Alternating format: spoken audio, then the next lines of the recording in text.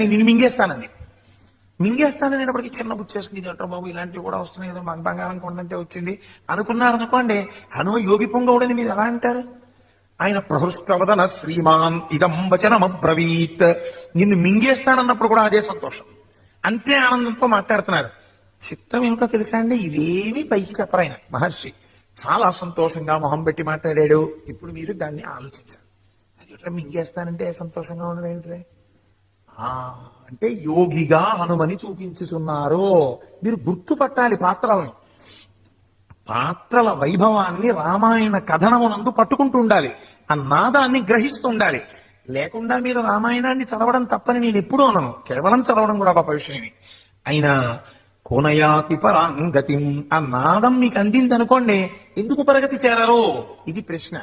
నేనంట హనుమకి వచ్చినట్టు అగ్ని పరీక్ష రాముడికి కూడా ఎప్పుడైనా వచ్చిందా అలా ధర్మం విషయంలో? అలా నిలబడ్డాడా రాముడు అంటే, రాముడు 2 సార్లు ఆయనకి ఇటువంటి అగ్ని పరీక్షలు వచ్చాయి. ఈ 2 ఎప్పుడు వచ్చాయి అంటే, ఒకటి మీరు బాగా గుర్తుపెట్టుకోండి, తన మనస్సుకి తెలిసి ఒక పరీక్ష జరిగిందనుకోండి, అది ప్రిపేర్డ్నెస్ అంటాం ఇంగ్లీష్ లో. అంటే తాను మానసికముగా సిద్ధము కాగలడు. ఇవాళ నేనేదో ఫలానా విషయం గురించి వెళ్తున్నాను ఒకరి దగ్గరికి, నేను వారితో ఎలా మాట్లాడచ్చు అన్న దాని మీద నా మనసులో ఒక నిశ్చిత అభిప్రాయం ఉంటుంది. నేను అనుకోలేదు, అనుకోకుండా హఠాత్తుగా ఆ వ్యక్తి కనపడి నేను మాట్లాడవలసి వచ్చింది. ఇప్పుడు నాలో ఉన్న నిజమైన కోటేశ్వరరావు అప్పుడు తెలుస్తాడు, బయటపడతాడు. అప్పటి వరకు నటనా కోటేశ్వరరావే మీకు తెలుస్తాడు. ఎందుకంటే నేను ఇక్కడికి వెళ్ళి మాట్లాడతానో తెలుసు కాబట్టి అలాగే మాట్లాడతాను. అనుకోని సంఘటన వచ్చింది, అప్పుడు కోటేశ్వరరావు ఎలా ప్రవర్తిస్తాడు? ఇప్పుడు నిజం కోటేశ్వరరావు బయటకు వస్తాడు. ఇలా మహర్షి రాముడికి వశిష్ఠుడితో విద్యాభ్యాసం చేయించారు, విశ్వామిత్రుడితో గొప్ప విద్యాబోధ చేయించారు.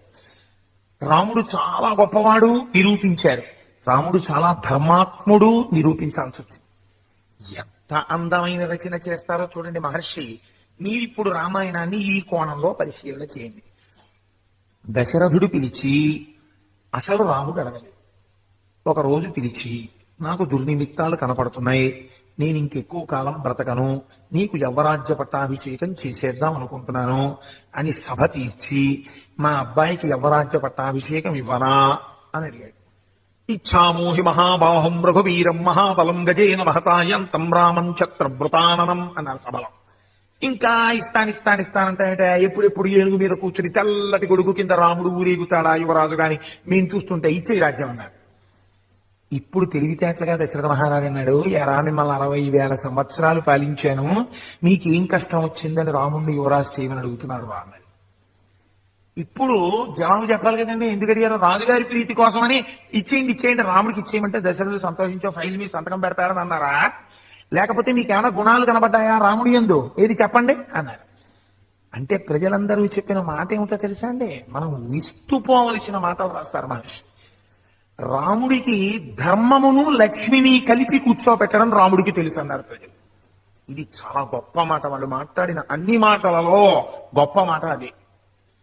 శ్రియం ధర్మం ఈ రెండిటిని కలిపి ఉంచగలడు రాముడు అంటే ఏమిటి ప్రజల ఉద్దేశ్యం? కుర్రాడు రాముడు నూతన యవ్వనంలో ఉన్నాడు, ఆయనకి ధర్మాన్ని లక్ష్మిని కలిపి ఉంచడం తెలుసు. అంటే అధర్మబద్ధమైన లక్ష్మిని రాముడు తాడు, రాముడు ధర్మాన్ని పట్టుకుంటాడు, లక్ష్మి వచ్చి నిలబడుతుంది. రాముడు అధర్మం చేయడు కాబట్టి లక్ష్మి వెళ్ళే అవకాశం ఉండదు. అంటే నీ పరిపాలనలో ఎక్కడో ఎప్పుడో నువ్వు అంత అవసరమైతే కొంచెం తప్పటడుగు వెయ్యగలవు దశరథ అనే కదా దాని అర్థం. ఏమండి నేను అలా అర్థం చెప్తే మీరు ఎందుకు కాదనాలి? కోటేశ్వరరావు గారు వాళ్ళ అబ్బాయిలో ఉన్న గొప్పతనం ఏమిటి అన్నారు అనుకోండి, కోటేశ్వరరావు గారు అబ్బాయి పరమధర్మాత్ముడు, ధర్మమును లక్ష్మిని కోటేశ్వరరావు అబ్బాయి నిలబెట్టగలడు అన్నారు అనుకోండి. ఆయన ఏమంటున్నాడు, నా వల్ల వచ్చిన లోటు ఏమిటి, రాముడి యందు ఉన్న గుణం ఏమిటి అంటున్నాడు. రాముడి యందు ఈ గుణం ఉందంటున్నారు అంటే నీ యందు ఈ గుణం లేదనే కదా అర్థం. ఎక్కడ లేదు, ఎలా చెప్పారండి ప్రజలు ఈ మాట? ఎక్కడ లేదు దశరథుడి యందు ఈ గుణం. పరమధర్మాత్ముడు కాబట్టే కదా పాయసాన్ని కూడా అలా పంచాడు. విష్ణుమూర్తి అంతటి వాడు కొడుగ్గా పుట్టాడు. మరి ప్రజలు ఎలా చెప్పారు ఈ తీర్పు ఇదా? ఎందుకన్నారు రాముడి విషయంలో? అలా అంటే దశరథుడు వెంటనే ఎలా అంటే, మరి నేను అలా నిలబెట్టలేనా ధర్మాన్ని లక్ష్మిని అని అడగాలి కదా. అడగలేదు. ఎందుకు అడగలేదు? ఆయనకి తెలిసేదో ఉంది తేడా. ఎక్కడుంది ఈ తేడా? మీరు పసిగట్టాలి ఇదే. ఎలా తండ్రి కన్నా రాముడు గొప్పవాడు? వాల్మీకి రామాయణ వైచిత్ర్యండే పైకి కనపడినంత తేలిక కాదు. కోనయాతి పరాంగతి. నాదం విన్నవాడు పరగతికి ఎందుకు వెళ్ళాడు? దశరథుడు జీవితంలో అక్కడక్కడ పొరపాట్లు చేశాడు. ఇప్పుడు నేను దశరథుడి జీవితం గురించి విచారణ చేయడానికి సిద్ధంగా లేను. అందుకని అది నా టాపిక్ కాదు. నేను దాని గురించి మాట్లాడటలేదు. ఎప్పుడైనా దశరథ మహారాజు గారి జీవితము మన జీవితముతో సమన్వయము అని మాట్లాడవలసి వస్తే దశరథుడు ఎలా పొరపాటు పడుతుంటాడు, మనము ఎలా పొరపాటు పడుతుంటాం. దశరథుడి యవ్వనం ఎలా ఉంటుంది, మన యవ్వనం ఎలా ఉంటుంది. దశరథుడి వృద్ధాప్యం ఎలా ఉంటుంది, మన వృద్ధాప్యం ఎలా ఉంటుంది. మనిషి జీవిత గతులు ఎలా ఉంటాయని మాట్లాడవలసి వస్తే అప్పుడు నేను మాట్లాడాలి దశరథ మహారాజు గారి గురించి. ఇప్పుడు కాదు కదా. అలా మళ్ళీ ఎప్పుడైనా భగవంతుడు అనుగ్రహించిన నాడు అలా మాట్లాడతాను. ఇవాళ నేను రాముడి ధర్మం గురించి కదా మాట్లాడుతున్నాను. త్రోవ తప్పిపోతాను మళ్ళీ లేకపోతే. చూడండి, దశరథుడు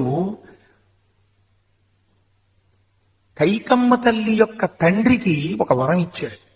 ఏమని? కౌసల్యాదేవిని వివాహం చేసుకున్నాను, పిల్లలు పుట్టలేదు. సుమిత్రని వివాహం చేసుకున్నాను, పిల్లలు పుట్టలేదు. కైకమ్మ యవ్వనంలో ఉంది, అనేక శాస్త్రముల యందు కోవిదురాలు. నాకు పిల్లనిమ్మని అడిగాడు. నువ్వు వృద్ధాప్యంలో ఉన్నవాడివి, నీ శాస్త్రముల యందు ప్రవీణ అయిన నా కుమార్తెని నీకు ఎలా ఇచ్చి వివాహం చేస్తాను? సరే, నువ్వు ఒక మాట ఇస్తే నేను నా పిల్లనిస్తానన్నాడు కేకయ్య రాజు. ఏం కావాలన్నాడు. నా కూతురు వలన బిడ్డలు కలిగితే ఆ బిడ్డడికి నువ్వు పట్టాభిషేకం చేస్తావా అన్నాడు. నీ కూతురు వలన బిడ్డలు కలిగితే ఆ బిడ్డడికి పట్టాభిషేకం చేస్తాను, ఇది ప్రమాణం అన్నాడు. ఇన్నేళ్ళయింది కౌశల్య వల్ల బిడ్డలు లేరు, ఇన్నేళ్ళయింది సుమిత్ర వల్ల బిడ్డలు లేరు, ఇన్నేళ్ళయింది ఇప్పుడు కైక వల్ల బిడ్డలు పుడతారేంటి? పుట్టారు పో, కష్టం ఏమిటి? ఎలాగో పైన ఇద్దరికి పిల్లలు లేరుగా. కైకకి బిడ్డలు పుడితే కైకకి పట్టాభిషేకం చేయడానికి కష్టం ఏమిటి? కాబట్టి చాలా సులువుగా ఒప్పుకున్నాడు. దశరథుడి జీవితం చాలా గమ్మత్తుగా ఉంటుంది. మనం ఎలా షార్ట్ కట్లు ఆలోచిస్తాం అలా ఆలోచిస్తుంటాడు అప్పుడప్పుడు. ఎక్కడ పప్పులో కాలేశాడు? పుత్రకామేష్టి చేశాక నలుగురు పుట్టారు. పెద్ద ఆయన సుగుణాభిరాముడు. రాశీభూతమైనటువంటి ధర్మం. ఇప్పుడు దశరథుడి మనస్సంతా ఎవరి మీద ఉంది? పెద్ద కొడుకు మీద ఉంది. ఇంత సుగుణాభిరాముడైన రాముణ్ణి ఏ కారణం చేత పట్టాభిషేకం చేయకుండా పక్కన పెట్టను? ఆనాడు నేను మాటిచ్చాను భరతుడికి పట్టాభిషేకం చేస్తానని, తప్పుకోగలడా? ఇప్పుడు సత్యధర్మముల మధ్య గొడవ వచ్చింది. తాను కేకయ్య రాజుకి ఇచ్చిన మాట సత్యం, పెద్ద కొడుక్కి పట్టం కట్టాలి ధర్మం. ఏది పాటించాలి? సత్యానికి నిలబడితే రాముణ్ణి వదలలేడు, రాముణ్ణి కానీ పట్టుకుని పట్టాభిషేకం చేస్తే సత్యం భ్రష్టుడు కాలేడు. వయస్సా అయిపోయింది, కట్టి కుడిపేస్తుంది అసత్యలోపం. ఇప్పుడు ఏం చెయ్యాలి ఆలోచించి, సత్యాన్ని ధర్మాన్ని కూడా రెండింటినీ పట్టుకున్నట్టు నటించాడు. ఎలా? నేనక్కడ మాట ఇవ్వడం సత్యం, ప్రజలందరూ రాముడిని యువరాజుగా అడుగుతున్నారు, పెద్ద కొడుక్కి పట్టాభిషేకం చేయడం ధర్మం. నీ సత్యం వదిలేడు, ధర్మం పట్టుకున్నాడు. వశిష్ఠుడిని ముహూర్తం పెట్టమంటే ఇది అడుగుతాడని వశిష్ఠుడిని ముహూర్తం పెట్టమని అడగలేదు. యువరాజ్య పట్టాభిషేకానికి పక్కనున్నాడు మహర్షి, అడగలేదు. ఎందుకని? వశిష్ఠుడికి తెలుసు మాట ఇచ్చాడని. రామచంద్రమూర్తికి యవరాజ్య పట్టాభిషేకం చేస్తాను ముహూర్తం పెట్టండి అన్నాడు అనుకోండి, మరి కేకయ్య రాజుకి ఇచ్చిన మాట ఏమిటంటాడు వశిష్ఠుడు? గురువుగారి దగ్గరికి వెళ్ళి సత్యం వదిలేస్తానంటే కమండంలో నీళ్లు చేతిలో పోసుకుంటాడు. ఎలా అంటాడు? అందుకని అసలు అడగకపోతే గొడవ వదిలిపోతుంది, నేనే పెట్టేసుకుంటాను ముహూర్తం, పంచాంగం చూసి పెట్టేసుకున్నాడు. పెట్టేసుకుని రామ రేపే నీకు పట్టాభిషేకం. ఈ విషయం భరతుడి యొక్క తాతగారికి చెప్పకు, మీ మామగారికి చెప్పకండి. జనక మహారాజు గారు మహాజ్ఞాని, తన అల్లుడికి రాజ్యం రాకపోయినా దశరథుడు ఇచ్చిన మాట నిలబడాలంటాడు. అందుకని మీ మామగారికి చెప్పకు. కేకయ్య రాజు గారికి తెలిస్తే తనకిచ్చిన వరం సంగతి ఏమిటంటాడు. అందుకని భరతుడి తాతగారికి చెప్పు. నీకు రేపు పట్టాభిషేకం అయిపోతుంది, గప్చిప్గా ఉపవాసం చేసి రేపు పొద్దున్న వచ్చే పట్టాభిషేకం అన్నాడు. సత్యం వదిలేడు, ధర్మం పట్టుకున్నాడు. రాత్రి వెళ్ళి పడుకున్నాడు. కైకమ్మంది, నువ్వు నాకు యుద్ధంలో 2 వరాలు ఇచ్చావు, అవి తీర్చండి. కైకమ్యం పట్టుకుంది, సత్యం పట్టుకుంది. 2 వరాలు సత్యం. ఆవిడ సత్యం పట్టుకుని పెద్దవాడికి రాజ్యం వెళ్లాలన్న ధర్మం వదిలేసింది. ఆవిడ ధర్మం వదిలి సత్యం పట్టుకుంది, ఈయన సత్యం వదిలి ధర్మం పట్టుకున్నాడు. ఆవిడ కోరిక నెరవేరి భరతుడికి పట్టాభిషేకం అవ్వలేదు, ఈయన కోరిక నెరవేరి రామచంద్రమూర్తికి పట్టాభిషేకం అవ్వలేదు. ఇద్దరికి 2 జరగలేదు. సత్యాన్ని వదిలి ధర్మాన్ని పట్టుకున్నా, ధర్మాన్ని వదిలి సత్యాన్ని పట్టుకున్నా ఇద్దరూ నెగ్గలేకపోయారు. సత్య ధర్మాలు రెండింటినీ పట్టుకుంటాడు రామచంద్రమూర్తి. ఇవే 2 కాళ్ళు, అది రామాయణం, కదులుతాయి. అందుకే రాముడు ఎక్కడున్నా విజయుడు. ఇది ఎలా చూపించారు ఈ విషయాన్ని మహర్షి అంటే, మరునాడు ఉదయం రాముడు వెళ్ళాడు. దశరథుడు మాట్లాడలేదు. అస్సలు రాముణ్ణి చూసి రామా అని రాముణ్ణి చూడగానే పొంగిపోయేవాడు దశరథ మహారాజు గారు. రామాయణంలో వర్ణన చేస్తారు. గవాక్షంలో నిలబడితే దశరథుడు రాముడు గుర్రం మీద వచ్చేస్తుంటే అనుకునేవట, యవ్వనంలో నేను ఉన్నప్పుడు నేను నడిచి వస్తుంటే నేను ఎలా ఉండేవాణ్ణో అచ్చు అలాగే ఉన్నాడు. చూసావా ముద్ర. యవ్వనంలో నా ఫోటో చూసి నా కొడుకు ఫోటో చూస్తే ఇద్దరం ఒక్కటే. మళ్ళీ నేను యవ్వనంలో వస్తున్నట్టుందనుకుని పొంగిపోయేవాట దశరథ మహారాజు గారు. అంత ఇష్టం రాముడంటే. అటువంటి రాముడు వస్తే మర్నాడు ఉదయం మాట్లాడలేదు. అసలు ఇలా తలెత్తి చూడలేదు. ఇలా తలదించుకుని నేల వంక చూస్తూ కళ్ళంబట నీళ్లు బొట బొట బొట పడుతుంటే కూర్చున్నాడు. రాముడు నమస్కరించి కైకమ్మని అడిగాడు, ఎందుకు అలా ఉన్నారు నాన్నగారు? ఇది చాలా జాగ్రత్తగా గమనించాలి. పట్టాభిషేకానికి ఏర్పాట్లు అయిపోయి అందరూ వచ్చేశారు. పట్టాభిషేక సామాగ్రి అక్కడ పెట్టారు, పూజా సామాగ్రి పెట్టినట్టు అంతా సిద్ధంగా పెట్టారు. వశిష్ఠుడు వచ్చేశాడు. ముహూర్తానికి వేళ అయిపోతోంది. దశరథుడు బయటికి రావడేమిటి, దర్శనం చేసుకోవాలని రాజులందరూ బయట నించున్నారు. ఇంకా రాడేమిటి అని అడుగుతున్నారు. రామచంద్రమూర్తి లోపలికి వెళ్ళారు. ఆయన స్నానం చేయలేదు, ఏడుస్తున్నాడు ప్రభు. కైకమ్మని అడిగాడు, నాన్నగారు ఎందుకు అలా ఉన్నారని అడిగాడు. అడిగితే ఆవిడ చల్లగా చెప్పింది, నవపంచ వర్షాన్ని దండకారణ్యమాశ్రిత క్షీరాజినజతాధారి రామో భవతు తాపస. 14 ఏళ్లు నువ్వు అరణ్యవాసానికి వెళ్ళాలి. ఎలా వెళ్ళాలో తెలుసా? నారచీర కట్టుకుని వెళ్ళాలి, జటాజూటం కట్టుకుని వెళ్ళాలి. నువ్వు వెళ్ళేటప్పుడు ఒక ముని ఎలా బ్రతుకుతాడో అలా బ్రతకాలి అరణ్యంలో. ఇదే ముహూర్తానికి భరతుడికి పట్టాభిషేకం అయిపోతుంది. మీరు చాలా జాగ్రత్తగా ఆలోచించండి. ఈ మాట విన్న వెంటనే 2 జరగాలి. ఒకటి, రాముడు స్పృహ తప్పి కింద పడిపోవాలి. ఏమిటైతే అనుకోనటువంటి విషయం, రాజ్యమా పోయింది, పైగా 14 ఏళ్ళ అరణ్యవాసమా అని కింద పడిపోవాలి. 2, ఏమనాలి? ఎవడు చెప్పాడు ఇలాగే? నేను 2 వరాలు అడిగాను. చిటికేసి ఒరే లక్ష్మణ నాకు అచ్చట్రా కదండి. శౌర్యం. ఆయన ఎవరు ఎదుర్కోగలరు రాముణ్ణి? కాబట్టి కైకమ్మ కుట్టుకన్నా కోసేయాలి, దశరథ మహారాజు గారిని నిగ్రహించాలి. ఇప్పుడు రాముడి ముఖం ఏమైనా వివరణత పొందిందా? ఇది చాలా ముఖ్యమైన విషయం ధర్మంలో. ఆయన ముఖంలో ఏమైనా మార్పు వచ్చేసి అలా ఉండిపోయామా, ఏమన్నావు మళ్ళీ చెప్పు అన్నాడు అనుకోండి, అప్పుడు ఆయన ఏదో కొంచెం తొట్టుపడ్డాడు. రాముడు తొట్టుపడలేదు కదా, ఇన్స్టంటానియస్ అంటే నేను ఇందాక అన్నానే, మనస్సులో అనుకోకుండా సంఘటన జరిగినప్పుడు మాట్లాడడంలో యథార్థమైన వ్యక్తి బయటికి వచ్చినట్టు ఒక శ్లోకాన్ని చెప్పాడు రాముడు. నహమర్థపరో దేవి లోకమా వస్తుముత్సహే విద్ధిమాం ఋషిభి తుల్యం కేవలం ధర్మమాస్థితం. ప్రాణప్రదం ఏమిటో తెలుసా అండి ఆ శ్లోకంలో? తుల్యం కేవలం ధర్మమాస్థితం. అమ్మా, రాముడంటే ఎవరనుకున్నావమ్మా? నహమర్థపరో దేవి, నేను అర్థమును వాంఛించిన వాడను కాను. నాకు డబ్బు కాని, సింహాసనము కాని, రాజ్యము కాని ఇవి నాకు అక్కర్లేదు. నాకు ఏది కావాలో తెలుసా? ధర్మము కావాలి. ధర్మం ఎందుకు కావాలి? కేవలం ధర్మమాస్థితం. రాముడు ధర్మం బాగా చేస్తున్నాడని అందరూ చూసి మెచ్చుకోవడానికి కాదు, అసలు ఆ ధర్మమే నా ప్రాణం. అది తప్ప దాన్ని వదిలేసి మిగిలింది ఏదీ నాకు అక్కర్లేదు. దానికోసం నేను ఏదైనా వదిలేస్తాను.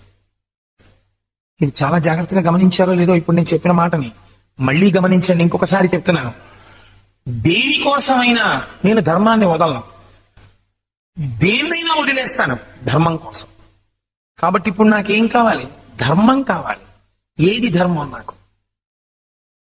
చాలా మంది ఒక మాట అంటుంటారు, రాముడు పితృవాక్య పరిపాలకుడు. నేనంటాను కాదు అంటాను. నేను ఆ మాట ఒప్పుకోను. రాముడు పితృవాక్య పరిపాలకుడు అంటే ఏమిటంటే అర్థం? తండ్రి గారు చెప్పినటువంటి మాటని ఆచరించేటటువంటి వాడు. ఇది నిజమైతే అసలు యథార్థంగా అరణ్యవాసానికి బయలుదేరి వెళ్లిపోయేటప్పుడు దశరథుడు నోరు విప్పి నువ్వు 14 ఏళ్ళు అరణ్యవాసానికి వెళ్ళని శాసించింది లేదు. దశరథుడు నోరు విప్పి చెప్పింది ఒకటే చెప్పాడు రాముడితోటి. ఏమని చెప్పాడంటే ఆయన, నాయనా అహం రాఘవ కైకయ్యా వరదాని నమోహిత అయోధ్యాయా త్వమేవాద్య భవరాజా నిగృహ్యమాం అన్నాడు. నేను ఆ కైకేయికి ఎప్పుడో ఇచ్చినటువంటి వరాల చేత ఇవాళ కట్టబడ్డాను, మోహితుండైపోయాను. రామా, నేను నిన్నొక్కటి అడుగుతున్నాను, నువ్వేం చేస్తావో తెలుసా? నేను ఎవరికి ఇచ్చాను వరాలు? కైకమ్మకి ఇచ్చాను. ఏమనిచ్చాను? 14 ఏళ్లు రాముణ్ణి అడవులకు పంపుతాను, భరతుడికి పట్టాభిషేకం చేస్తానని చెప్పాను. ఇప్పుడు నేను మాట తప్పానా తప్పలేదా? నేను మాట తప్పలేదు. నేను రాముణ్ణి 14 ఏళ్లు అరణ్యాలుగా పంపుదాం అనుకున్నాను. కానీ నువ్వేం చేస్తావో తెలుసా? నిన్ను కూడా అడుగుతున్నాను. నువ్వు నాకు ఒక్క ఉపకారం చెయ్యి. నేను పెద్దవాడిని అయిపోయాను, ముసలివాడిని అయిపోయాను.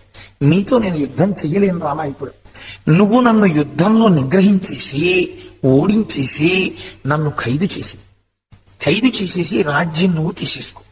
ఇప్పుడు నేను ధర్మం తప్పానా?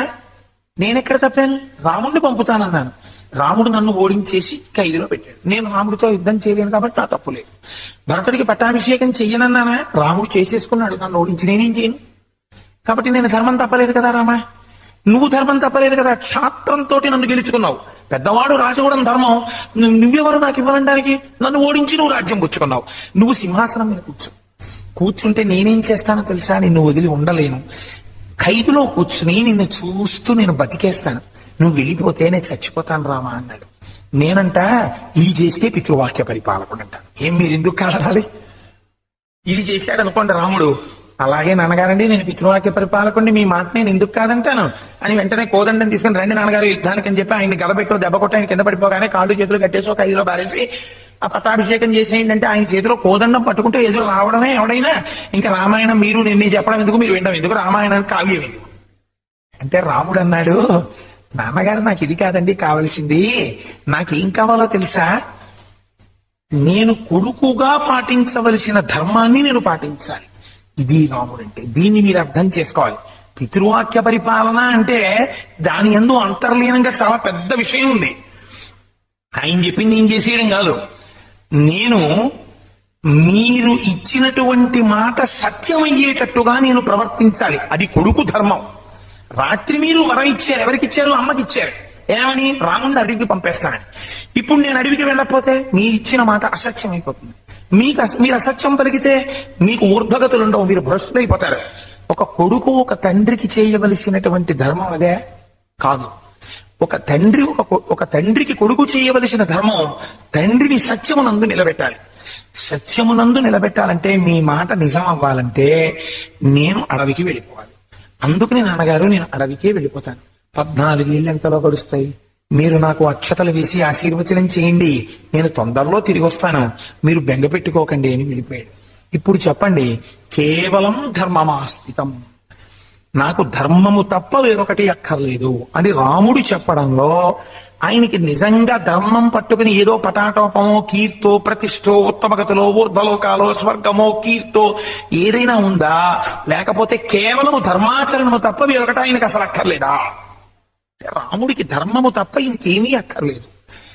ధర్మమా తండ్రియా? ధర్మమే. ధర్మమా భార్యయా? ధర్మమే. ధర్మమా తమ్ముడా? ధర్మమే. ధర్మమా ప్రజలా? ధర్మమే. ధర్మమా నేనా? ధర్మమే. అసలు రాముడి జీవితంలో ధర్మం వద్దు, పోన్లే దీంతో సర్దుకుందాం అలా ఉండదు. ఎప్పుడూ ధర్మం కోసమే ఉంటాడు రాముడు. అయితే నేను ఇక్కడ ఒక పెద్ద రహస్యాన్ని ఇవాళ, అంటే నేను అలా అంటుంటానని నేను రహస్యాలకు మీ అందరికీ తెలుసున్నవే అలా అంటుంటానంటే నేను గమ్మత్తు చూడండి. ఎక్కడా ధర్మమే అయితే అందుకే రాముడు ఏది మాట్లాడితే అది ధర్మం అవుతుంది. శాస్త్రంలో కౌసల్యామాత దగ్గరికి వెళ్ళాడు. అంతటి మహాపతివ్రత కొడుకుని విడిచిపెట్టవలసి వస్తే ఇంతటి ధర్మాత్ముడికి పట్టాభిషేకం లేదు, అడిగి వెళ్ళిపోతున్నాడంటే ఆవిడంది ఎన్నడూ అనని మాట అంది కౌసల్య. 60,000 వయస్సు వచ్చి యవ్వనంలో ఉన్న కాంతని పెళ్లి చేసుకుని మీ నాన్న ఎప్పుడూ కైకమ్మ అంతఃపురంలో పడుకుని ఉంటాడు, నా అంతఃపురానికి కూడా రాడు. పేరుకి నేను ధర్మపత్నిని, పెద్ద భార్యని. ఎందుకు? ఎప్పుడైనా నీ తండ్రి వచ్చాడా, నాతో మాట్లాడా? ఇన్నాళ్లకి సుగుణాభిరాముడివి కొడుకు పుట్టావని సంతోషించాను, నిన్ను కూడా అడవులకు పంపించేశాడు. ఇంకా నేను ఇక్కడ ఎవరి కోసం ఉండాలి? అందుకు నీతో నేను అడవులకు వచ్చేస్తాను. ఇక్కడ భర్త వచ్చి చూస్తాడా, నన్ను పలకరిస్తాడా, నాతో మాట్లాడతాడా? మీరు కాదనడానికి వీల్లేదు. రాముడికి పట్టాభిషేకం చేస్తున్నాను రేపు అన్న రోజున కౌసల్య అంతఃపురంలో లేడు దశరథుడు, కైకమ్మ అంతఃపురంలో ఉన్నాడు. ఆయన రాత్రల్లా స్పృహలు తప్పుతూ. కాబట్టి నాకు ఇక్కడ భర్త దగ్గర ఎలాగో ఆదరణ లేదు, నేను నీతో వచ్చేస్తాను రామా అంది. ఇప్పుడు ఎవరికి సంకటం చెప్పండి? సరే అమ్మా నిజమే, అయితే వచ్చేసేయి అన్నాడు అనుకోండి. అమ్మ మీద ప్రీతితో అది ధర్మమేనా? అలా తీసుకెళ్ళచ్చా? రాముడు అది ధర్మం అనుకోండి, కౌసల్యం తీసుకెళ్ళిపోతాడు. అది ధర్మం కాదనుకోండి, రాముడు తీసుకెళ్ళడం. మీకు అందుకే నేను ఆ మాట అన్నది. ఏదైనా ఒక క్లిష్టమైన సన్నివేశం వస్తే మీకు రామాయణం మీద అధికారం ఉంటే, అంటే రామాయణం మీరు బాగా చదివితే, ఇలాంటప్పుడు రాముడు ఏం చేశాడు అని మీరు ఆలోచించారనుకోండి, అదే మీకు జవాబు. అంతే. ఇంకా మీ జీవితంలో ఇంకా వేరే మీకు ధర్మశాస్త్రం తెలుసుకోవాల్సిన అవసరం మీకేం ఉండదు. ఆ ధర్మశాస్త్రమును మీరు అలా పాటించి మీరు రక్షణ పొందేస్తుంటారు. అంతే. రామాయణం జీర్ణమైన వాడు రక్షణ పొందుతూనే ఉంటాడు. కారణం ఏంటి? వాడికి తెలియకుండానే రామోపాసన నడిచిపోతుంటుంది, జీవితంలో ధర్మోపాసన నడిచిపోతుంది. ఇన్నిటిని విడిచిపెట్టేశాడు. చాలా జాగ్రత్తగా విను. భర్తుక్కిల పరిత్యాగో నృశంసః కేవలం స్త్రియాః సభవత్యన కర్తవ్యం మనసాపి విగర్హితం. ఏ స్త్రీ ఏ కారణము చేతనైనా కావచ్చు, ఈ కారణము ఆ కారణము అని ఉండదు. ఏ కారణము చేతనైనా సరే భర్త ఉండగా కొడుకు పంచన చేరరాదు. ఏ కారణము చేతనైనా సరే భర్త వెళ్ళిపోయిన తరువాత కొడుకుని విడిచిపెట్టి వేరొక చోట ఉండరాదు. ఇది ధర్మశాస్త్రం. అంతే. తండ్రి ఉన్నాడా లేడా? నాకు ఉన్నాడు దశరథ మహారాజు గారు. నీకు భర్త ఉన్నాడా లేడా? ఉన్నాడు దశరథ మహారాజు గారు. దశరథ మహారాజు గారు బ్రతికి ఉండగా ఆయన్ని నింద చెయ్యడం, నేను వినడం, నిన్ను నాతో తీసుకెళ్ళడమా? అది కుదిరే పని కాదు. నీకు నాకు సర్వలోకులకు రాజ్యమునకు దశరథుడు రక్షకుడు. ఆయన సత్యధర్మములు మెరిగినవాడు. సన్నివేశాన్ని బట్టి మాట్లాడకూడదు. ఆయన ఎంత ధర్మోపాసనం చేసి నన్ను విడిచిపెట్టి ఉండలేని వాడు కుతకుత ఉడికిపోతూ ఇవాళ దీనికి సిద్ధపడ్డాడో, ఆయనలో ఎంతటి మహాత్ముడున్నాడో గుర్తెరుగు. అటువంటి మహాత్ముడు భర్త అని గౌరవించడం నేర్చుకో. ఏ స్త్రీ ఏ కారణము చేతనైనా భర్తని విడిచిపెట్టి వెళ్లి వేరొక చోట ఉంటానని అంటుందో ఆ స్త్రీ నృశంసః, ఆమె ముఖం చూడడం కాని ఆమెతో మాట్లాడడం కాని చేయరాదు. భర్తని విడిచిపెట్టి వెళ్ళుట అన్నది అసలు మన వాంగ్మయమునందు తెలియదు. అందుకనమ్మా ఈ మాట నువ్వు అనకూడదు, నేను వినకూడదు. వేరొక్క మాట వేరొక మారి మాట అనకూడదు. వెంటనే ఆవిడ, ఇది రాముడు అంటేనండి, రాముడు ఎక్కడ ఏ ధర్మం ఎలా పాటించాలో అలా పాటిస్తాడు. అమ్మ అంతటిది పొంగిపోయి వెంటనే ఆశీర్వచనం చేసి రక్ష పెట్టి రాముణ్ణి అరణ్యవాసానికి అనుమతించింది. సరే, సీతమ్మ తల్లి దగ్గరికి వెళ్ళినప్పుడు జరిగినటువంటి సంభాషణ అంతా మీకు నిన్నటి రోజున నేను చాలా మటుకు విజ్ఞాపన చేసి ఉన్నాను. నేను పూర్ణంగా చెప్పానని నేను అనలేదు, అందుకే సంగ్రహం అన్నాను. ఆ సర్గలు ఉన్నాయి. నేను ఎక్కడ పూర్తిగా దాన్ని నేను విశ్లేషణ చేస్తాను. ఇప్పుడు మీరొక్క విషయాన్ని కొంచెం జాగ్రత్తగా గమనించాలి. రాముడి జీవితంలో రాముడు అరణ్యవాసానికి వెళ్ళిపోయిన తరువాత పర్ణశాల ఒకటి నిర్మాణం చేశాడు లక్ష్మణుడు. మరి ఉండడానికి ఒక పర్ణశాల కావాలి కదండి. రాముడి ధర్మం అంటే మీకు నేను అందుకని విజ్ఞాపన చేస్తున్నాను ఈ విషయాన్ని. లక్ష్మణ, మనకి అనువైన పర్ణశాల ఒకటి నిర్మించు అన్నాడంతే రాముడు. ఒక కర్ర కాని లేకపోతే ఒక నార కాని ఒక ఆకు కాని వేరొకరు సాయం చేసినట్టు మనకి రామాయణంలో కనపడదు.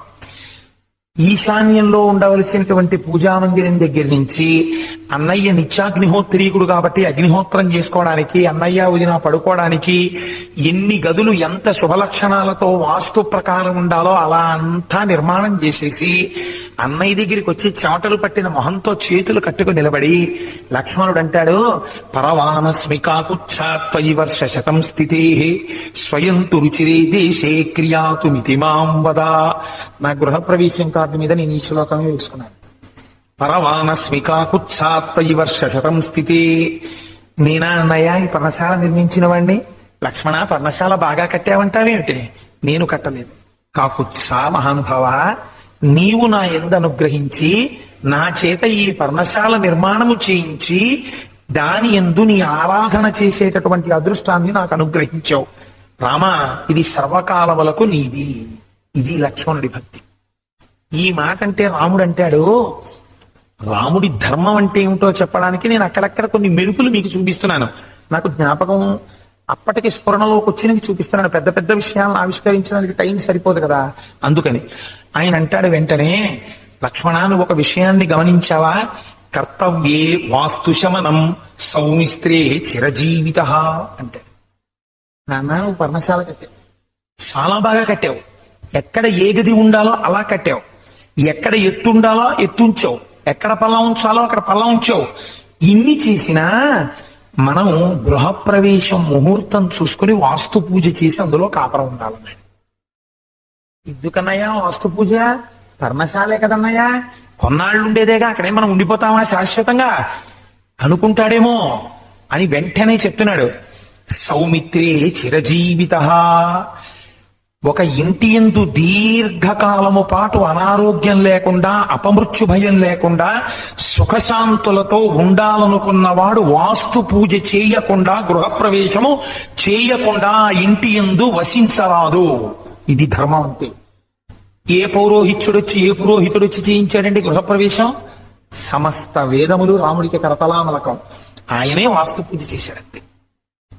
అందుకే రామాయణం చదువుకున్నవాడు వాస్తుహోమం లేకుండా గృహప్రవేశం చేశాడు అనుకోండి, వాడు రావణాసురుడు అనమాట. వాడికి తెలుసు కానీ ఆచరణ లేదు. నువ్వు రామాయణం చదివింది నిజమైతే నువ్వు కూడా వాస్తుహోమం చేసి, నువ్వు కూడా వాస్తు పూజ చేసి గృహప్రవేశం చెయ్యాలి. రాముడంతటి వాడిది చేశాడు. ఇది చేశాడు కాబట్టే సీతమ్మతో కలిసి బయటపడి అయోధ్య చేరాడు, లక్ష్మణుడితో కలిసి. మీరు రామాయణంలో చూడండి, ఎందరో నిహతులైపోయారు అన్నదమ్ముల తంటల్లో. రావణ కుంభకర్ణ విభీషణుల్లో కుంభకర్ణ రావణులు పోయారు, వాలి సుగ్రీవుల్లో వాలి పోయాడు, జటాయువు సంపాతుల్లో ఆ జటాయువు మరణించాడు. అలా ఎందరో అన్నదమ్ముల తంటల్లో అన్నో తమ్ముడో ఎవరో విడిపోయారు. రామలక్ష్మణ భరత శత్రుఘ్నులు మాత్రం ఎన్ని కష్టాలు వచ్చినా నలుగురు హాయిగా చిట్ట చివరి వరకు ఉన్నారు. ఏ కారణం చేత ఉండగలిగారు? ప్రతి చిన్న విషయంలోనూ ధర్మాన్ని పాటించారు కాబట్టి ఉండగలిగారు. పురుషుడికి ధర్మములలోకెల్లా గొప్ప ధర్మం ఏది అంటే, నిన్నటి రోజున నేను ఒక విషయం విజ్ఞాపన చేసి ఉన్నాను. చాలా హీనమైనటువంటి శీలం ఉన్నటువంటి పురుషుడికి ఉండే మొట్టమొదటి లక్షణం ఏమి అంటే, ఒక స్త్రీ కనపడితే చాలు. ఒక స్త్రీ కనపడినంత మాత్రం చేత నేనంత వాచాలత్వంతో ఉండాలా, నేనంత అతిగా మాట్లాడాలా, నేను ఎప్పుడూ ఎలా మాట్లాడతానో నేను అలా మాట్లాడలేనా, నేను అలా ఉండలేనా అని ఉండలేడు. ఒక సహజమైన బలహీనత, ఎక్కువ మాట్లాడతాడు స్త్రీని చూడగానే. అరణ్యకాండలో శూర్పణఖ వచ్చింది. నేను నిన్నటి రోజున ఒక మాట చెప్పాను మీకు, త్రిజట పేరు బాల అని. త్రిజట పేరు కాదు, శూర్పణఖ పేరు బాల. బాల అంటే మూర్ఖ, బాల అన్న పేరు శూర్పణఖని. శూర్పణఖ బిరుదునామం. పెద్ద పెద్ద గోల్డ్ ఉంటాయి కాబట్టి శూర్పణఖ అంటారు. ఆవిడ అసలు పేరు బాల. ఆ శూర్పణఖ వచ్చే ముందు శూర్పణఖతో రాముడు మాట్లాడాడు. రాముడు శూర్పణఖతో మాట్లాడినటువంటి మాటల్లో మనకి ఇలా రాముడు మాట్లాడచ్చా అని ఒక అనుమానం వస్తుంది. ఆ ముకుచెవులు కోసినటువంటి సందర్భంలో ఇలా మీకు అనుమానం రాకుండా మహర్షి ఒక కాషన్ ఆర్డర్ ఒకటి ఇస్తారు. శూర్పణఖ వచ్చే ముందే ఒక శ్లోకాన్ని రచిస్తారు మహర్షి. అందులో ఆయన ఒక మాట అంటారు. అందులో అనృతం నహి ప్రియస్య, రాముడికి ఎప్పుడూ కూడా అబద్ధమనేటటువంటిది ఎంత మాత్రమూ ఇష్టం ఉండదు. ఇష్టం ఉండకపోవడం అనేటటువంటి దాన్ని పక్కన పెట్టండి. విశేషేణ ఆశ్రమస్తస్య సమీపే స్త్రీజనస్య. ఎంత గొప్ప మాటలో చూడండి. రెండు వాచాలత్వం ఎప్పుడు బయటపడిపోతుందో తెలుసా అండి? మీరు ఒక ఆశ్రమానికి వెళ్ళారనుకోండి, ఆ ఆశ్రమం గేటు మీద ఒక బోర్డు ఉందనుకోండి, ఇచ్చట మౌనముగా ఉండవలెను. ఇక్కడి నుంచి మీరు లోపలికి వెళ్ళి బయటకు వచ్చేసేంత వరకు వాడు మౌనంగా ఉండడం. ఎక్కడో అక్కడ మాట్లాడతాడు. చదవలేదా గేటు మీద బోర్డు? చదివాడు. కోటేశ్వరారు అనకపోయినా కోటేశ్వరారు అంటాడు. ఎందుకది? కాసేపు నువ్వు అది ఆప్ చేసి నేను మళ్ళీ బయటకు వచ్చే వరకు మౌనంగా ఉంటాను. ఎందుకంటే ఒక ఆశ్రమ ప్రవేశం చేసే ముందు అక్కడ ఒక సిద్ధ పురుషుడు ఉన్నాడు. ఆయన ఎందుకో ఆ విషయాన్ని రాశారు. అది ఆయన స్థితికి భంగం. ఇప్పుడు మొన్నటి రోజున నేను పశ్చిమ గోదావరి జిల్లాలో ఉపన్యాసాలు చెప్పడానికి వెళ్ళాను. వెళ్తే మేము వెళ్ళినప్పుడు ఈ ఊళ్ళోనే ఉంటారు మహాతల్లి, ఆవిడ పేరు దేవకి. నాకు ఆవిడ కృష్ణుడి భక్తి, రేణుక గారని. వారు నన్ను వేల్పూర్ ఆశ్రమానికి తీసుకెళ్లారు. ఆ వేల్పూర్ ఆశ్రమంలో ఒక మౌన యోగి, రమణ మహర్షి ఎలా ఉంటారో అలా ఉంటారని. దాదాపు 30 సంవత్సరముల నుంచి ఆయన మాట్లాడి ఎరుగరు. ఒక గోచి పెట్టుకుని కూర్చుని ఉంటారు. ఆయన ఎప్పుడు ధ్యానమగ్నుడై ఉంటారు. ఒక బోర్డు ఉంటుంది వెనకాల, ఇక్కడ రిక్తహస్తములతో రండి, త్యాగమునకు అవసరమైన మోక్ష సంపత్తితో బయలుదేరండి. మీ స్వవిషయాలు, జ్యోతిష్యాలు, వాస్తు ప్రశ్నలు అడగవద్దు. మోక్ష సంబంధమైన విషయం అయితే అడగండి. అని ఉంటుంది. మీరు ఒక పలక మీద రాసిస్తే ఆయన తిరిగి పలక మీద రాసిస్తారు, అంతే మౌనం. ఆయన ఇక్కడెక్కడో కూర్చుని ఉంటారు ధ్యాన మందిరంలో. మీకు ఇంచుమించుగా ఒక 1/2 కిలోమీటర్ బయట గేటు మీద బోర్డు ఉంటుంది, ఇచ్చట నుండి మౌనమును పాటించవలేను. అంటే ఇక్కడ వరకు నువ్వు ఎలాగో మౌనంగా ఉండలేవు కాబట్టి ఆశ్రమంలో కొంత ప్రాంగణం మాట్లాడుకోవడానికి ఇచ్చేశాడు. ఇచ్చట నుండి మౌనమును పాటించవలేను అంటే ఏంటంటే ఇక్కడి నుంచి మాట్లాడదు. ఒకవేళ మాట్లాడవలసి వస్తే ఏం చేయాలి? నువ్వు ఎవరితో మాట్లాడదాం అనుకుంటున్నావు వాళ్ళతో కలిసి బయటికి రా, మళ్ళీ వచ్చి ఆ గేట్ బయటకు వచ్చి మళ్ళీ మాట్లాడేసుకుని మళ్ళీ లోపలికి వెళ్ళు.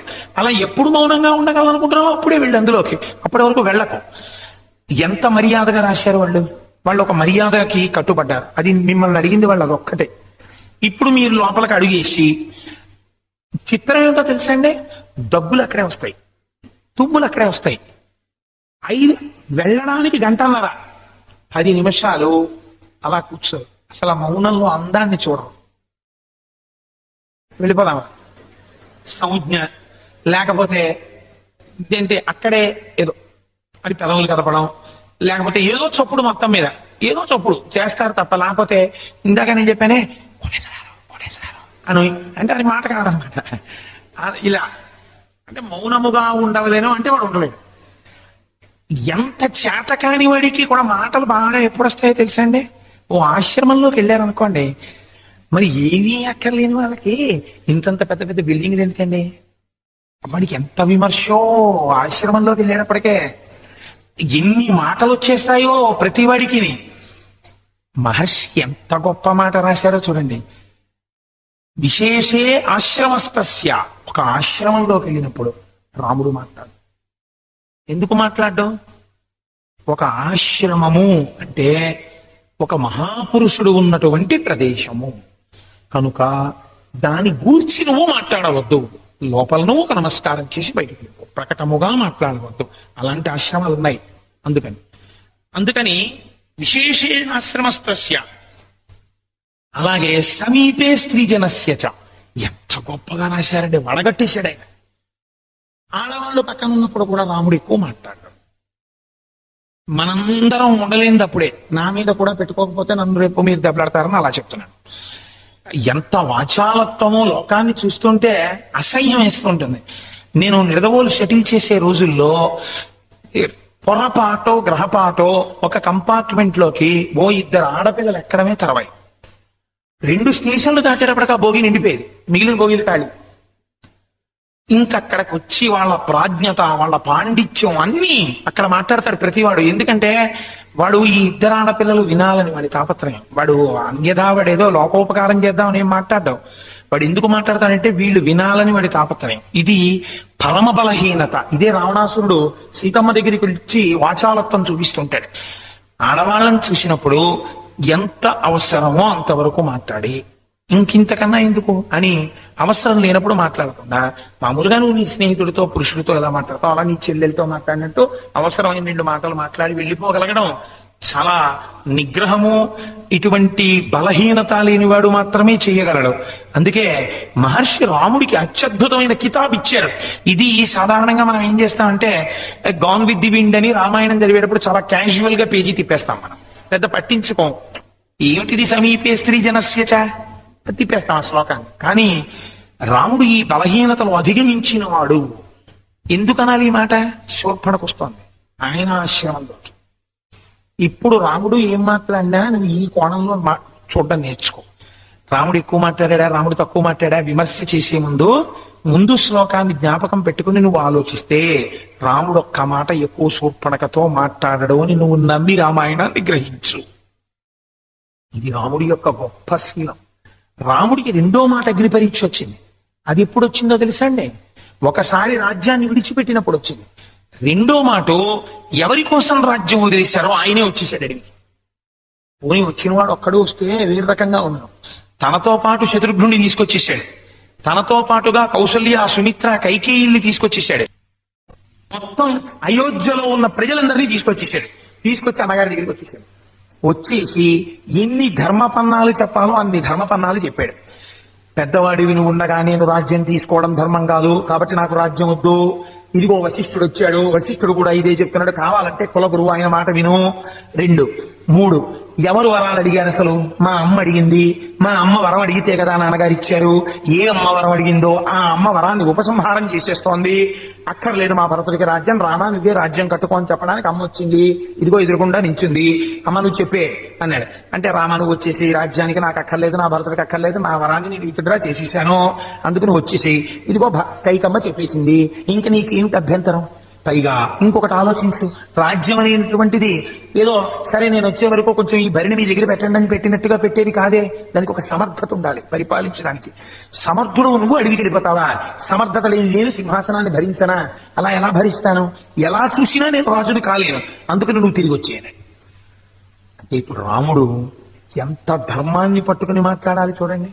ఆయన అన్నాడు, సత్యమేవేశ్వరోలోకి సత్యం పద్మాశ్రితా సదా సత్యమూలాని సర్వాణి సత్యాన్నాస్తి పరమం పదం. అంటే నువ్వు అమ్మ ఇచ్చినటువంటి వరాలు అమ్మ ఉపసంహరిస్తోంది అంటున్నావు. అమ్మ వరాలు ఎవరిని అడిగింది? నాన్నగారిని అడిగింది. ఎవరిచ్చారు వరాలు అమ్మకి? పట్టాభిషేకం చేసుకోడు రాముడిని, నాన్నగారు ఇచ్చారు. ఇప్పుడు అమ్మ చేసిన ఉపసంహారాన్ని అంగీకరించడానికి నాన్నగారు ఏది? నాన్నగారి శరీరంతో ఉండగా నాకు చెప్పిన చివరి మాట ఏమిటి? నువ్వు 14 ఏళ్ళు అరణ్యవాసానికి వెళ్ళమని.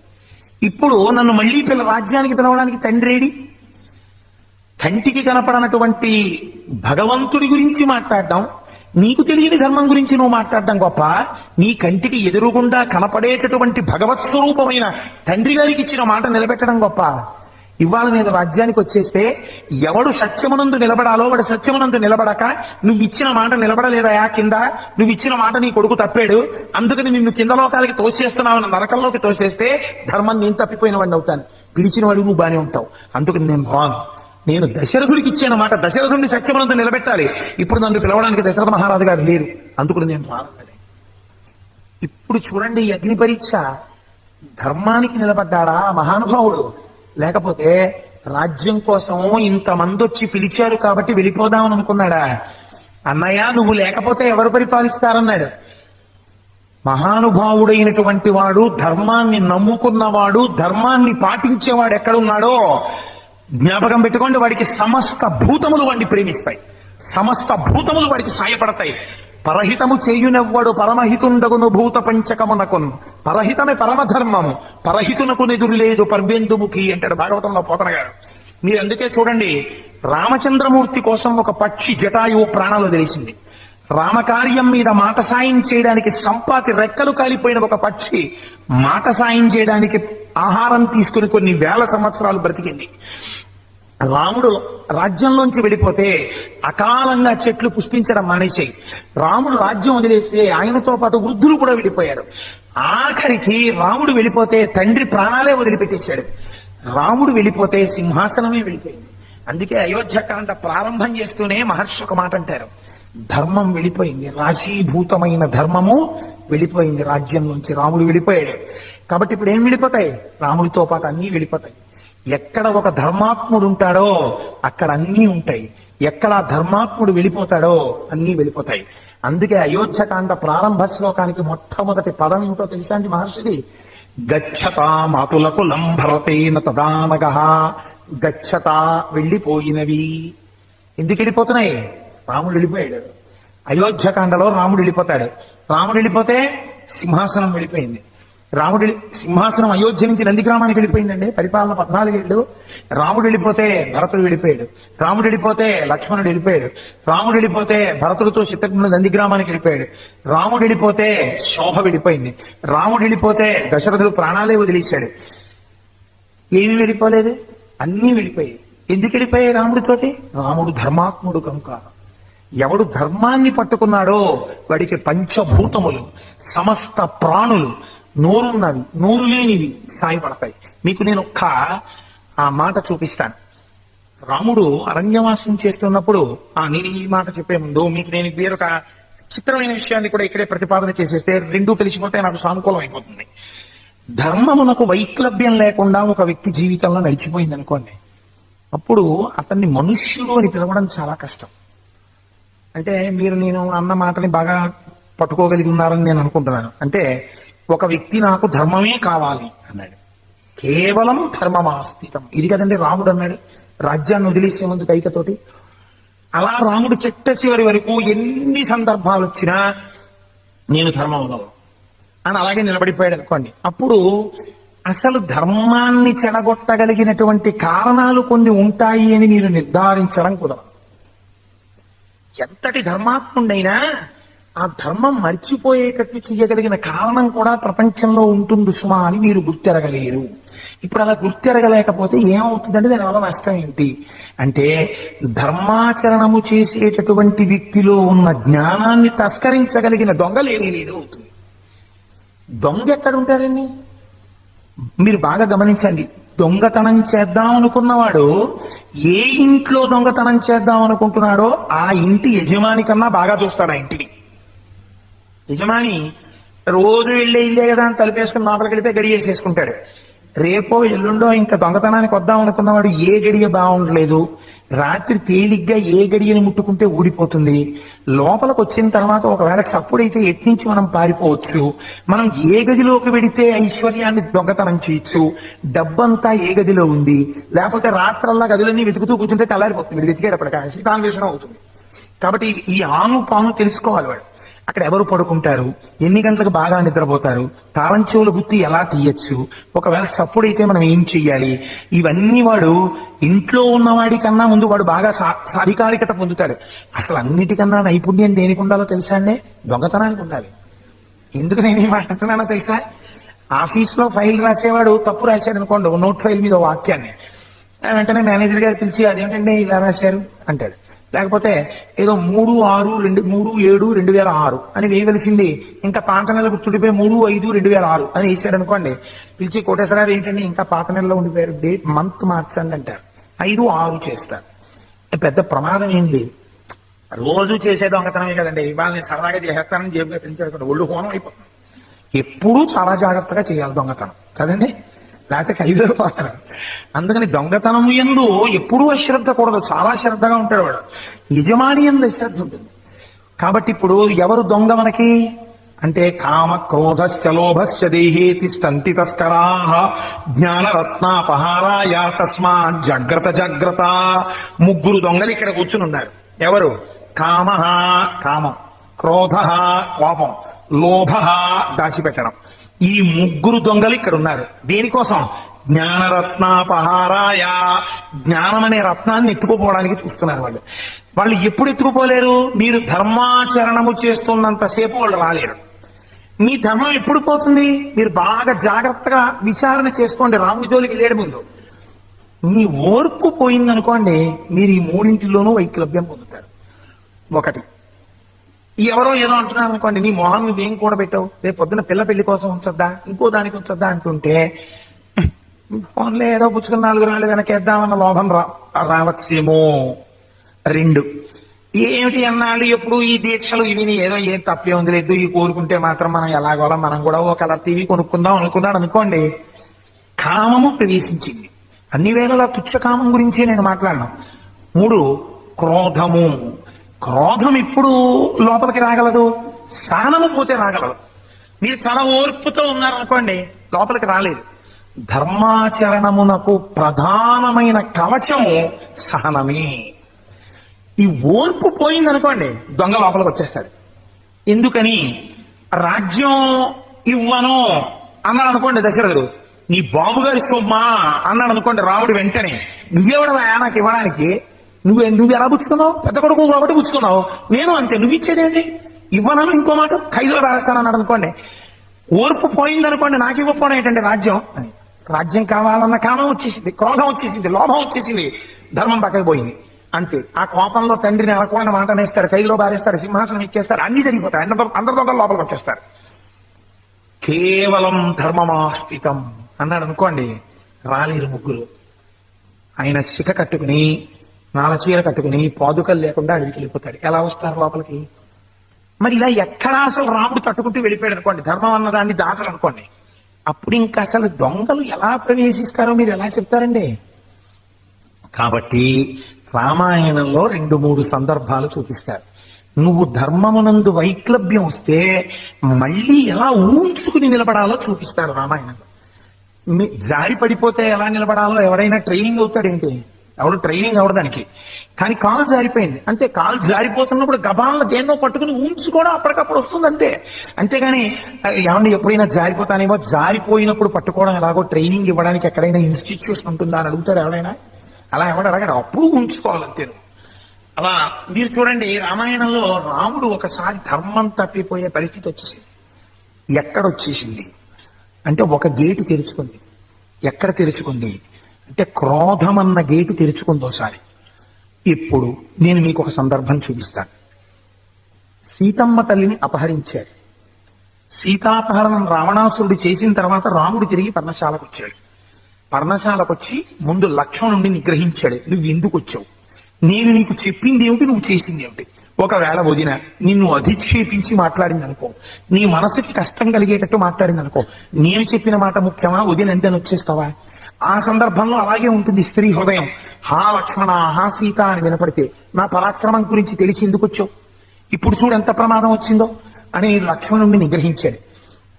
అంటే మెట్టెక్కడం మొదలెట్టింది కోపం. ఎవరి మీద కోపం? బహిప్రాణ యువాపరహ, తనకి ప్రాణ సమానుడైన లక్ష్మణుడితో మొదలైపోయింది కోపం. ఈ కోపం ఎక్కడి వరకు వెళ్ళిపోయింది అంటే పిచ్చివాడు పరిగెత్తినట్టు పరిగెత్తాడు. పర్ణశాలంతా చుట్టూ పరిగెత్తాడు, నదుల దగ్గర పరిగెత్తాడు, కొండల దగ్గర పరిగెత్తాడు, తోటల్లో పరిగెత్తాడు, చెట్ల దగ్గర పరిగెత్తాడు. చిట్ట చివరికి వివశుడైపోయాడు సీతమ్మ కనపడక. అంటే సీతమ్మ రాముడి మనస్సు మీద ఎంత గొప్ప ముద్ర వేసేసిందో చూడండి. ఒక తల్లి అష్టలక్ష్మి పూజ కూర్చోబెడితే, అమ్మా నువ్వు విద్యాలక్ష్మివి అని ఎన్ని మాటలు చెప్పినా వాళ్ళ ఆయన 2 రోజులు ఊరెళ్ళడం కారణం చేత ఎన్ని మాటలు నువ్వు ఏ లక్ష్మిని పూజించాలన్నా సరస్వతనో ధనలక్ష్మనో అంటోంది అనుకోండి, ఇన్నాళ్ళు లేనిది ఇవాళ అలా మాట్లాడుతోందంటే ఆవిడ మనస్మర్తతో వెళ్ళిపోయింది. అందుకే గుర్తుండట్లేదు ఏ లక్ష్మిని పూజ చేయాలో. అలా ఇక్కడ రాముడి మనస్సు ఎప్పుడు కుదురు తప్పిపోయింది? సీతాపహరణం జరిగిపోతే. సీతాపహరణం జరిగింది అంతే, స్వస్థత పోయింది ఆయనకి.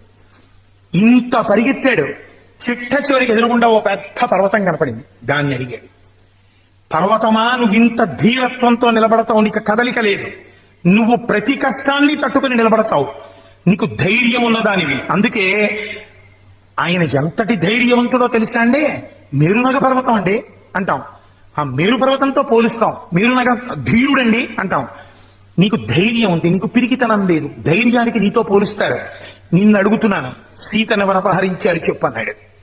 రాముడు ఎంత గట్టిగా అరిస్తే, ఎవరు సీతను అపహరించారో అని అరిస్తే, ఎవరు సీతను అపహరించారు, ఎవరు సీతను అపహరించారు, ఎవరు సీతను అపహరించారు అని ప్రతిధ్వని వచ్చింది. 4 మాటలు అరిచాడు, కోపం వచ్చింది. నేనన్న మాట నాకు చెప్తున్నావా, విక్కిరిస్తున్నావా అంటే లోకంలో ఓర్పు ఉన్నవాడు చేత కానివాడుగా కనబడతాడు ప్రపంచానికి ఒక్కొక్కసారి. లోకం నా ఓర్పుని తప్పుగా అర్థం చేసుకుంది, నన్ను చేత కానివాడు అనుకుంటోంది. లక్ష్మణ, ఇప్పుడు చేస్తున్నాను ప్రతిజ్ఞ, ఏం చేస్తున్నానో జాగ్రత్తగా విను. యథా జరా యథా మృత్యు యథా కాలో యథా విధి. అంత కోపంలో కూడా ఎలా చెప్తాడో చూడండి. ఏ విధముగా వృద్ధాప్యమును మనిషి అతిక్రమించలేడో, వృద్ధాప్యం మీద పడిపోకుండా ఎవడైనా ఆపుకోగలడండి? యథా మృత్యు, ఎక్కడికెక్కడికి వెళ్లి దాక్కున్న మృత్యువుని ఎలా తప్పించుకోలేడో, యథాకాలో, వెళ్లిపోతున్న కాలాన్ని ఎవ్వడు ఎలా ఆపలేడో, యథా విధి, భగవంతుడి ఆజ్ఞని ఎవ్వడు ఎలా తప్పలేడో, అలా ఇవ్వాల నా బాణ పరంపర నుండి లోకము తట్టుకోదు. నా యొక్క నారాస బాణముల చేత ఈ ఆకాశాన్నంతతో పంజరం కడతాను, సూక్ష్మభూతములు కూడా తిరగ ఆగిపోతాయి. నేను ఈ పృథివి లేకుండా చేసేస్తాను, పర్వతాలన్నింటినీ చూర్ణం చేసేస్తాను, సముద్రాలన్నింటినీ కలయ తిప్పేస్తాను, నదీ నదములను కలిపేస్తాను. ఏ ప్రాణి బ్రతికి ఉండడానికి వీల్లేదు. లోకమునందు రాక్షసుడు, పిశాచము ఇలాంటి మాటలు వినపడవి. జాతులు లేవు, వర్ణములు లేవు, ప్రాణులు లేవు. ఉత్తర క్షణమునందు నేను రుద్రుడనై, నేను లోక సంహారకుడనై, ఇంకొక 10 నిమిషాల తర్వాత అసలు ఏమీ లేనటువంటి ఒక చీకటి స్వరూపంగా ఈ లోకాన్ని మార్చేస్తున్నాను. ఎక్కడ సీతమ్మ ఉన్నా దేవతలు తెచ్చి సీతమ్మని యథాతథంగా నా ముందు నిలబెట్టారా సరే, లేకపోతే ఇవాళ నేను లోకాలన్నింటినీ లయం చేసేస్తున్నాను. ఇది నా ప్రతిజ్ఞ, ఎవరెదురు నిలబడతారో నేను చూస్తాను అని నారాచబాణం తీసి ఇంటినారిని సాధించాడు. సాధిస్తే ఇప్పుడు చెప్పండి, రాముని యందు క్రోధము ప్రవేశించి ధర్మము తప్పిపోతున్నాడా లేదా? తప్పిపోతున్నాడు.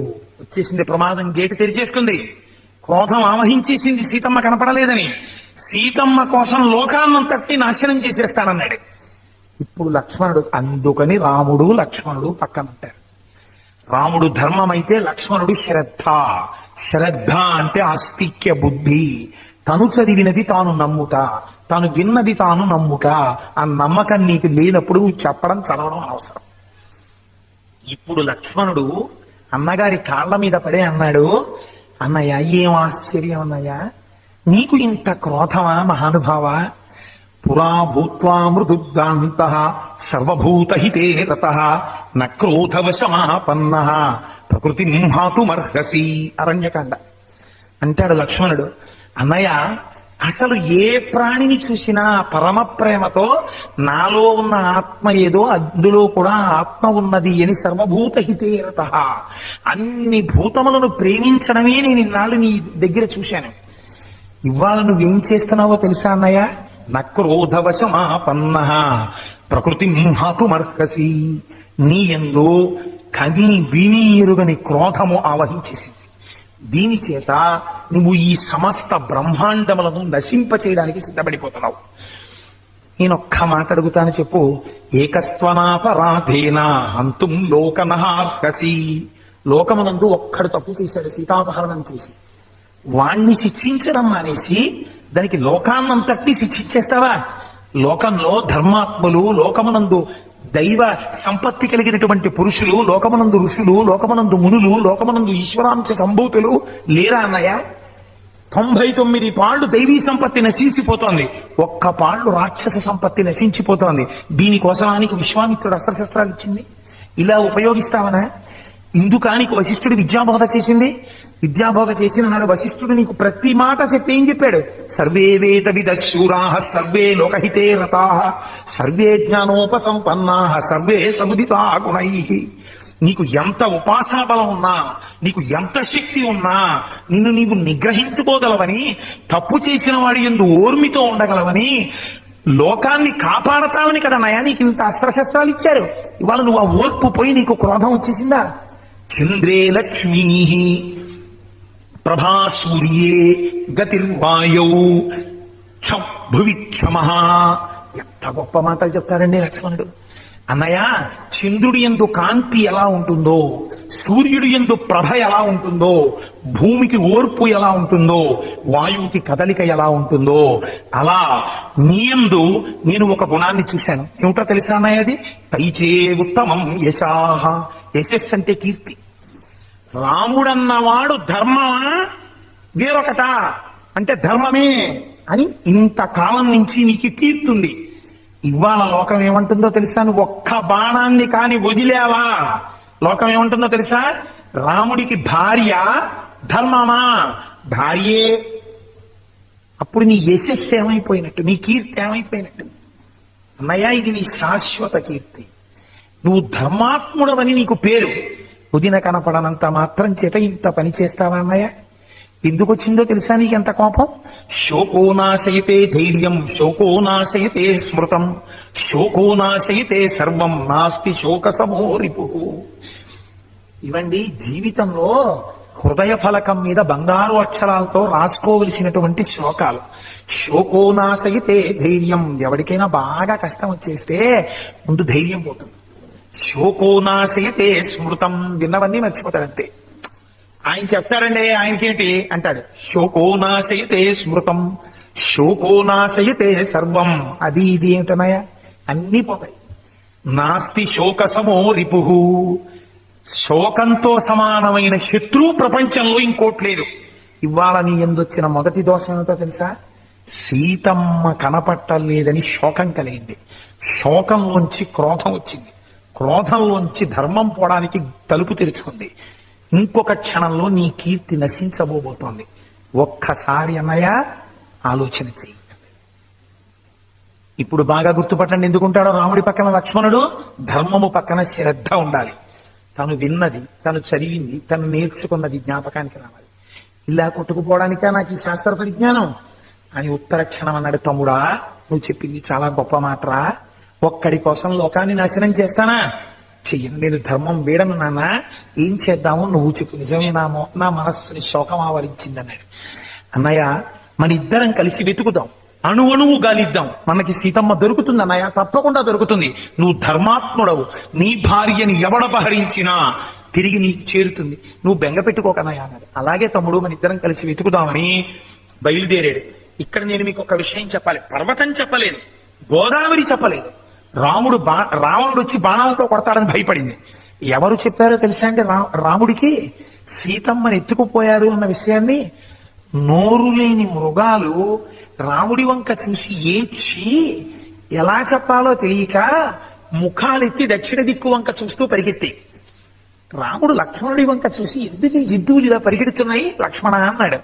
అన్నయ్య, నోరు లేని జంతువులు కదా, నోరు విప్పి చెప్పడం చేత కాక రాముడికి చెప్పలేకపోతున్నామని ఏడ్చి దక్షిణ దిక్కుకి తలలెత్తి పరిగెడుతున్నాయి అంటే ఎవరో సీతమ్మని ఆకాశ మార్గంలో దక్షిణ దిక్కుకి అపహరించారన్నయ్య అన్నాడు. చూడండి, ఇప్పుడు మీరు ఒక్క విషయం రామాయణాన్ని జాగ్రత్తగా ఆలోచించి రాముడు పక్కన లక్ష్మణుడు ఎందుకుంటాడో, మనం ఎందుకు అలా నమస్కారం చేస్తామో జ్ఞాపకం తెచ్చుకుంటే మన ధర్మము నశించిపోవలసినటువంటి ఉద్విగ్న పరిస్థితులు ఏర్పడిన నాడు రాముడి పక్కన లక్ష్మణుడి వలన రాముడు ధర్మాత్ముడైన సందర్భం మీ జ్ఞాపకానికి వస్తే మీరు ఉత్తర క్షణం మళ్ళీ స్వస్థతలోకి వెళ్ళిపోతారు. మీ శాస్త్ర పరిజ్ఞానం మీకు జ్ఞాపకం వస్తే, మీ గురువు మాటలు మీకు జ్ఞాపకం వస్తే, వాల్మీకి హృదయం మీకు జ్ఞాపకం వస్తే, ధర్మాత్ముడైన రాముడు విజయం సాధించాడని మీకు పూనిక కలిగితే మీరు ధర్మ మార్గాన్ని తప్పరు. అందుకే ధర్మమునకు పక్కన శ్రద్ధ ఉండాలి, ఉండి ఎప్పుడూ మళ్ళీ లోపల తిరుగుతూ ఉండాలి. అందుకే శ్రవణమునకు పక్కన మననము లేకపోతే ఈ చెవిలో విన్నది ఈ చెవిలోంచి వెళ్ళిపోతుంది తప్ప అనుష్ఠానంలోకి రాదు. విన్నదాన్ని మననం చెయ్యాలి. మననమునకు తేలికైన మార్గం ఇది. వేరొకరికి చెప్పడమే. మీరు ఇంటికి వెళ్ళిపోయారనుకోండి, నేను ఉపన్యాసాలు చెప్పడం అన్నది ఎలా ప్రారంభమైందో తెలుసా అండి? నేను అసలు ఎప్పుడూ ఎవరికి ఎక్కడ ఏ సభలో చెప్పలేదు. ఇవాళే ఎందుకో మొట్టమొదటిసారి చెప్పేస్తున్నాను. నేను ఒకనాడు పెద్దాపురం నుంచి లూనా ఉండేది ఆ రోజుల్లో. నాకు ఆ లూనా మీద శ్రీభాష్యం అపలాచార్య స్వామి వారు పక్కన సూర్యకళా మందిరంలో ఉపన్యాసం చెప్తున్నారు. రాయవరపు మృత్యుంజయరావు గారి తండ్రి గారి ఆ సభలో చెప్తుంటే నాకు అపలాచార్య స్వామి వారి మీద ఉన్న భక్తి కారణం చేత ఆ రోజున పెద్దాపురం నుంచి కాకినాడ వచ్చాను. వస్తున్నంతసేపు లూనా మీద నా భార్యతో ఆ వడిబాయక తిరిగే ప్రాణబంధుడా అన్న కీర్తన గురించి మాట్లాడుతూ వచ్చాను. వచ్చి దూరంగా నిలబడ్డాను. నిలబడితే చోట్లేదు ఎక్కడ. అలా ఎక్కడో గేట్ల దగ్గర ఉన్నాను. సభంతా అయిపోయిన తర్వాత అపలాచార్య స్వామి గారు చూసి, ఓయ్ కోటేశ్వరరావు ఇలా రావోయ్ అన్నారు. అంటే అలా తిరిగి ఆ తలుపుల్లోంచి ఇలా దగ్గరికి వచ్చాను. రావోయ్ దగ్గరికి అన్నారు. ఏం నాయనా అంత దూరం నుంచి వచ్చావా నా కోసం? రామాయణాన్ని నమ్మిన వాడికి ఉన్న లక్షణం పూర్వభాషీచ రాఘవ. ఆయన ముందు పలకరించేవారు మహానుభావుడు. పలకరిస్తే తిరిగి విడిపోతున్నప్పుడు, ఏమయ్యా నీకేమున్నా ఏమీ లేకపోయినా నువ్వు నమ్మిన దాన్ని, నువ్వు తెలుసుకున్న దాన్ని చెప్పగలిగిన ప్రజ్ఞ ఒకటి ఈశ్వరుడు విభూతిగా ఇచ్చాడుగా. నీకు దాని మీద ఏ కోరిక లేకపోయినా, ఇద్దరున్నా ముగ్గురున్నా 100 మంది ఉన్నా 1000 మంది ఉన్నా, నువ్వు నమ్ముకున్న దాన్ని ఇంకొకరికి చెప్తే మననం అవుతుందిగా, మరిచిపోకుండా ఉంటావుగా. దాని ఎందుకు కొన్నాళ్ళకి పూనిక కలుగుతుందిగా. అందుకని చెప్పుకోవడం ఎందుకు మొదలెట్టకూడదు? చెప్పుకోవడం మొదలెట్ట నాకు చెప్పండి మా ఆవిడ. అప్పుడు ప్రారంభమైంది. ఇదిగో ఇప్పటికి ఈ స్థితికి వచ్చింది. ఇది ఎందుకు మీకు నేను విజ్ఞాపన చేశానంటే, మననమునకు మేమెక్కడ మాట్లాడమండి అనకూడదు. ఒకటి విన్న తరువాత మీరింటికి వెళ్ళి అక్రాస్ ద డైనింగ్ టేబుల్ మీ భార్య గారితో మాట్లాడారనుకోండి, మీ పిల్లలతో మాట్లాడారనుకోండి, రేపు మళ్ళీ లేచి ఆ కోటేశ్వరరావు గారు చెప్పిన విషయంలో ఈ విషయం ఎలా పొంతన కుదురుతుంది రామాయణంలో మీరు విశ్లేషణ చేసుకుంటున్నారనుకోండి, మీకు లోపల పూనుకుంటుంది, బాగా నిలబడిపోతుంది. అది ఆ నిలబడిపోయింది తొందరగా మననానికి వస్తుంది. అది మీ అనుష్ఠానాన్ని ధర్మమునందు నిలబెడుతుంది. అప్పుడప్పుడు వైక్లభ్యాలు వస్తాయి కాదని, ఇంత ఉపన్యాసం చెప్పిన నాకు కోపం రాదని మీరు అనుకుంటే పొరపాటు. కానీ పశ్చాత్తాపడతాను, కనీసం ఆ గుణం రామాయణం ఇస్తుంది. ఏమిటో ఇన్ని చెప్పి అంత కోపానికి విషయం అయిపోయానని మర్నాడు కనీసం భగవన్ మందిరంలో క్షమార్పణ చెప్పుకుంటాను. ఆ పాటి సంస్కారం మిగల్చగలిగింది కదా రామాయణం నాకు. కాబట్టి మననము చాలా ప్రధానం. అదే రాముడి పక్కన లక్ష్మణుడు, ధర్మము పక్కన శ్రద్ధ. మీరు చూడండి, అందుకే ఒక్కొక్కసారి లక్ష్మణుడు తప్పిపోతాడు దారి. ఇప్పుడు రాముడు చెప్తాడు లక్ష్మణుడికి. మీకు నేను అలాంటి సందర్భం కూడా చూపిస్తా రామాయణంలోంచి. అన్నగారు రాజ్యం వదిలి వెళ్ళిపోతుంటే లక్ష్మణుడు అన్నాడు, గురోరప్యవలిప్తస్య కార్యమజానతః ఉత్పథం ప్రతిపన్నస్య కార్యం భవతి శాసనం అన్నాడు. ఏమిటనయా ఇంత కోదండ విద్యాపారంగతుడవై చేతకాని వాళ్ళ 60,000 సంవత్సరాల వయస్సు వచ్చినటువంటి ముసలాడు యవ్వనంలో ఉన్న పెళ్ళం దగ్గరికి వెళ్ళి నేను 2 వరాలు ఇచ్చానంటే నువ్వు రాజ్యం వదిలి వెళ్ళిపోతావా? పోని నీకు ధర్మమేమో వదిలిపెట్టావు. నువ్వు ఊను నా కోదండము నుంచి వినిర్ముక్తమైన బాణముల చేత ముసలాయన్ని ఖైదులో పెట్టి కోసల రాజ్యాన్నంతటి నిగ్రహి